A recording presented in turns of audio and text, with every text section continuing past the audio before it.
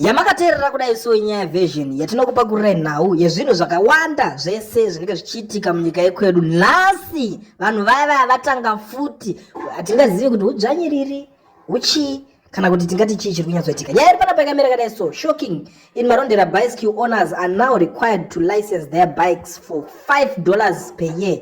Riding a bicycle without a license may result in fines. Ndio nyaya yatiri kutambira yatiri kuona panapa. Zvinhu izvi hazvisi hazvo zvinyowani kuitika muAfrica. If you go to Mozambique kunobhadharwa mari dzema license emabhasikoro. Izvozvo zvinotoitika ichokwadi takazviconfirma tinotozviziva. Asi muZimbabwe chatoke kutanga chatochishamiso hatizive kuti inzara here hurumende iyi kana kuti kudii ende mari yacho totoshaya kuti vanoidii nekuti hapana chavari kumboita. Havasi kugadzira marodhi acho zvinoonekera, havasi kugadzira marobots. Saka tikushaya kuti mari yacho yavanoda kutora ndechi yekuti vangotambirisana zvavo vachingotambirisana ikoko kumanhigimiko ikoko.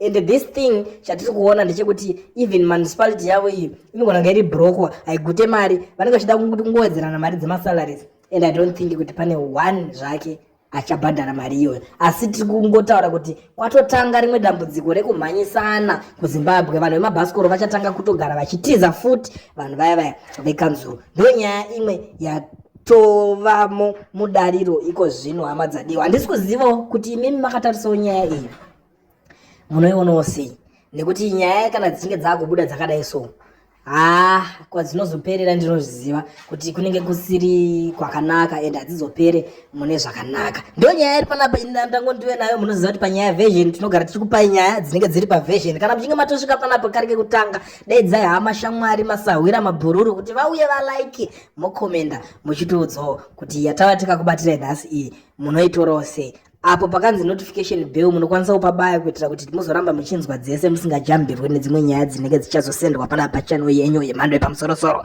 Bye bye.